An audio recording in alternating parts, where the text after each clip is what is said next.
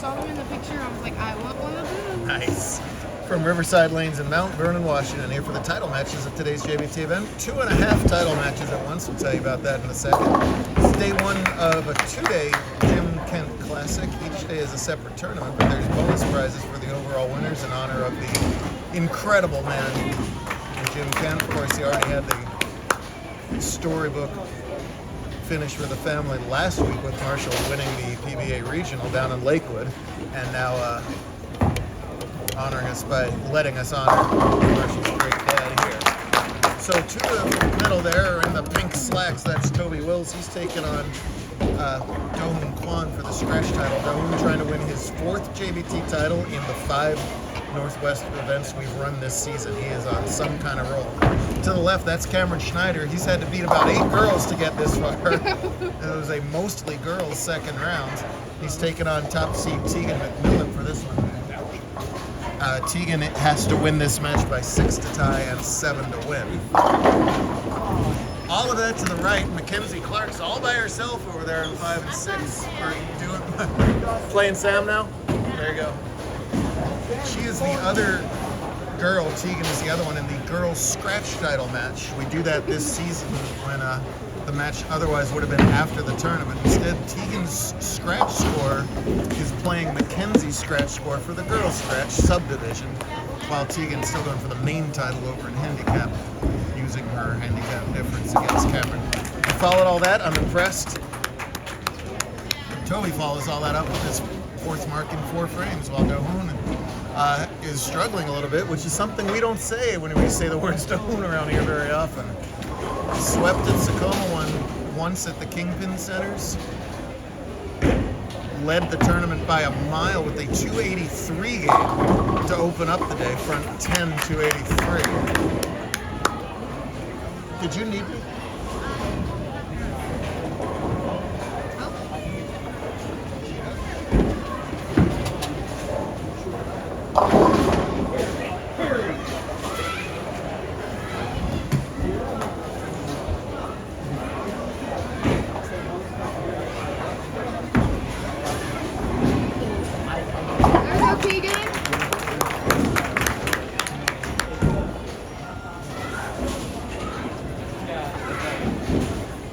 As far as Do-Hoon's opponent, Toby is a long-awaited surprise here. He has been paying his dues in the scratch division. He's got 1 career JBT title.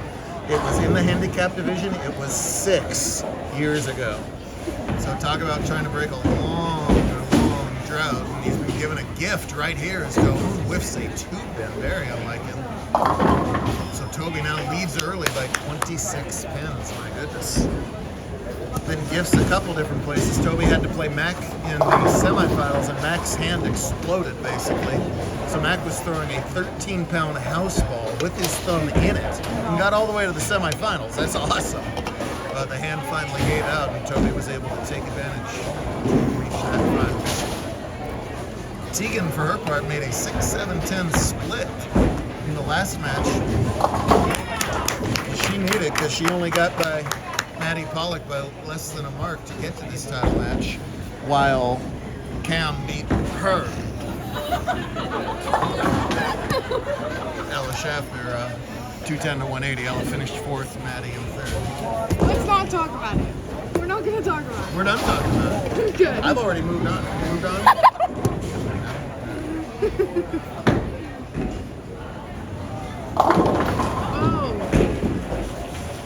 Cameron is 14 Evergreen Lanes, and Everett is home house. Says if he wasn't bowling, he'd be playing video games. That's what 99% of the guys tell me when I ask him that question. I'm probably cutting into his video game time right now, actually. Should be in the middle of a deep Minecraft game or something. Whatever the kids play these days. Probably not Minecraft anymore. Have you heard of Minecraft? Looking at the spare. Oh!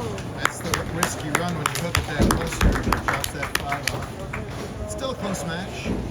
He's getting 6, trails by 22. So McMillan a 16-pin lead halfway through. Do-Hoon's got to get his spare game back in order here. Whiffed a 2, now he's got another Sperry should make 99 out of 100 times. No problem that time with the 6. Meanwhile, Mackenzie over there has a washout in the 5th frame. She's had 54 through 4 scratch. Tegan's got 63 through 4, so a small lead in that department for McMillan. Big thanks to Chris Van Esch, the whole team here at Riverside for having us. Great event year after year. We're in this time slot here. We love our visits. About an hour north of Seattle and about a half hour south of the Canadian border. So this is the pure I-5 tour. So this weekend we're just a few miles south of Canada. Next weekend we're just a few miles north of Mexico on the other end of the I-5 tour. Quite a tour. Nice spare from Schneider there. Don't get that close to it. Toby works and works and works at his game. You're happy to see it pay dividends here at the finally a title match appearance. He had 1 top 4 last year. And that pretty strike there gives him a double and extends his lead. When you're the ones who don't get, the chances week in and week out, gosh, you really want to take advantage of your one and only chance. He's got a peanut gallery down here rooting everybody on. As McMillan gets that straight.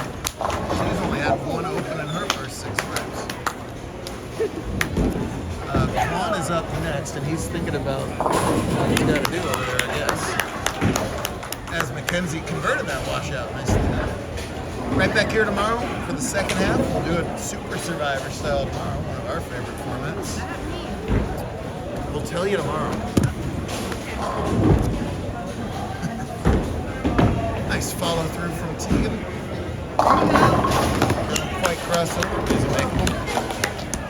Tegan is 15, some of the elder statesmen of that title match. She bowls out a tower, a great little bowling center in Tacoma.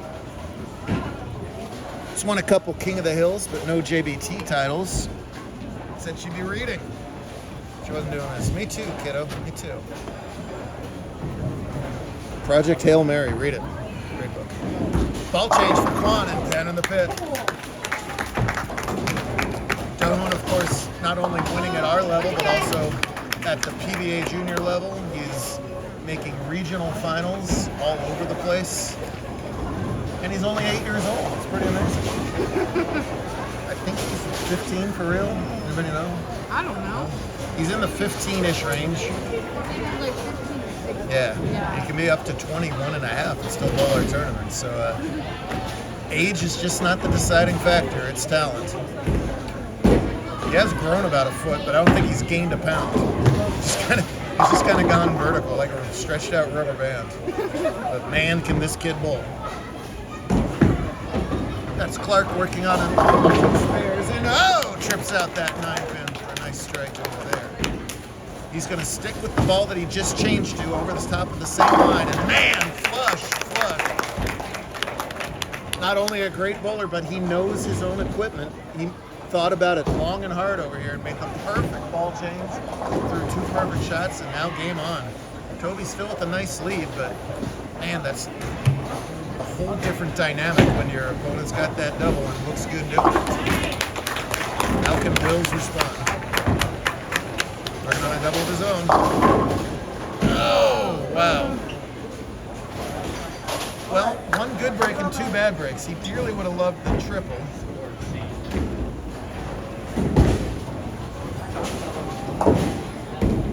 The second bad break is he didn't get the 9-pin out, but the good break is he moved it right next to the 5, so he's not going to chop this. Which is a factor in an on-spot 5-9, right? Nice shot from Cameron, too. Second strike of the match, he struck it there in the 8th and back in the 1st. The unchoppable 5-9 goes down for Toby. He leads by, what is that, 102, 122, still leads by 27. Just want to fill frames, make Quan continue to string. McMillan in her 8th working on an open, by again. First ever time we bowled on PBA bat, and it was hard, triple digit minus cut. Was a trick for our Halloweeners here, November 2nd today. No! The 9 falls out late for Wills. Well, shots of the match for Quan. Led most of the day Danny Chalmers caught him late in qualifying and held that lead until he got eliminated earlier with a loss to who else? Toby. Took out the top seed. Now he's trying to take out the number 2 seed. That's an earned title if he gets that far, for sure.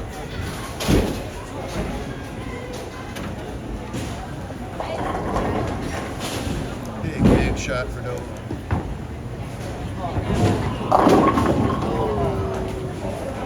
So he went to a bigger ball, right? And that ball had more surface on it. And the trade-off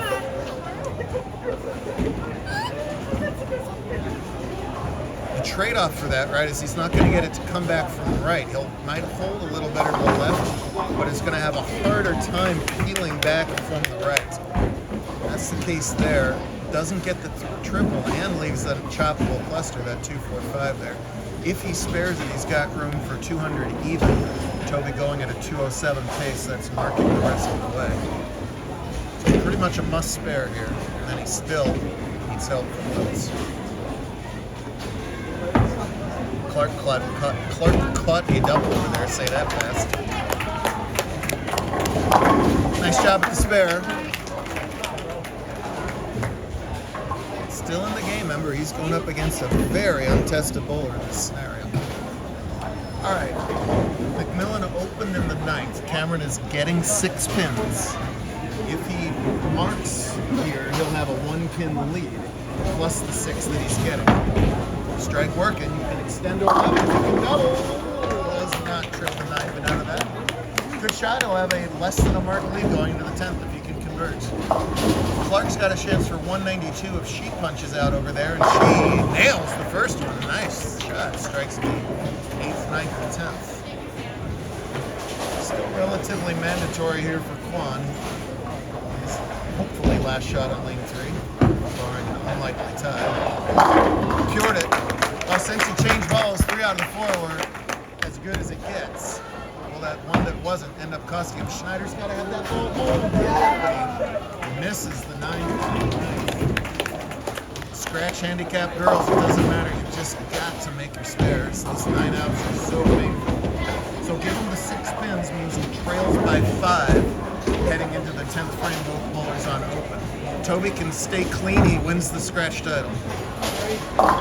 And he will have his hands full to stay clean, as that is a nasty, makeable but nasty 3-9-10. Cameron would dearly love to find a way to double here. Yeah, gets the first one. Can retake the lead if he can double. As Clark, almost ends her day by making that 3-6-9-10. She finishes at 177. That is better than Tegan can do no matter what. So Mackenzie wins girls scratch. Here's Toby's attempt at the 3-9-10. He misses it and misses an extra pin. So he loses 2 more pins of count, which still shouldn't matter, barring anything weird happening in Wills' 10th. He shuts out Do-hoon with 28 in the 10th. Less than that, Kwan can take it away. Cameron does catch the double. Wow, after opening in the 9th, he comes back with 2 in the 10th, which forces Tegan to do the same. Quick action here as we wrap up a great Saturday. Toby can still take it right here. Oh, but a ringing 10 in the 10th. Oh, good shot, Toby. Spare makes Do-hoon double in the 10th.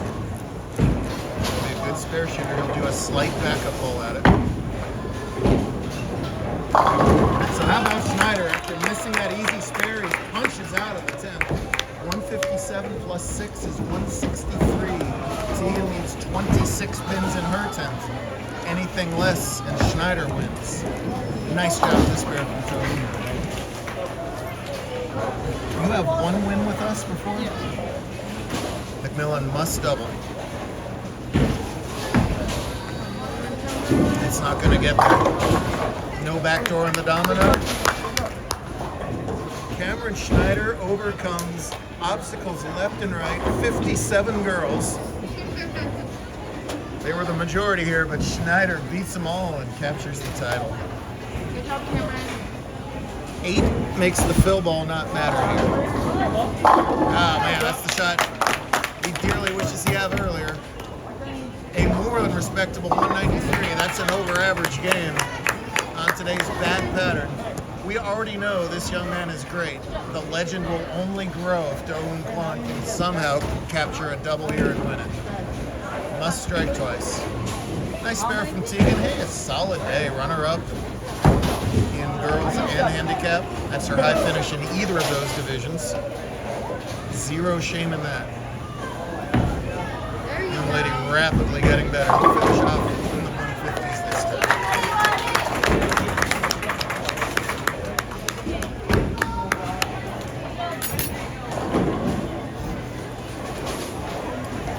Must have two. It's got a wheel. That time it does wheel. Wow. You see that just little subtle difference that makes that a light hit carry versus the 245 he left last time on that lane.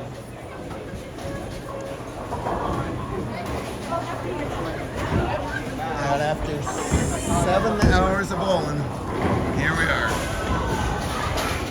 I'm going to lose on this bowling. Notice younger kids beginning to notice the pre-shot routine does not change. Yeah, this ball means more than any ball he's thrown, but you just keep everything exactly like you've been doing it for the last 7 hours. For his 4th win in 5 starts. Andrew Kane light numbers.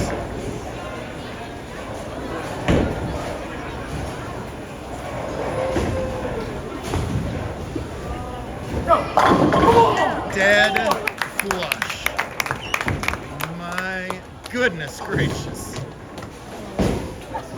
A pair of catatonic pink legs are all that remains. For Toby that time. Oh my goodness. Toby's a competitor. He's going to feel this one for a little bit, but my goodness, we're happy he got to this cut, to this finals, to this title match. Kwon with a rocky first 4 frames and finally recovers. He does need 4 pins. If I were him, I'd move a couple of miles behind the foul line right now.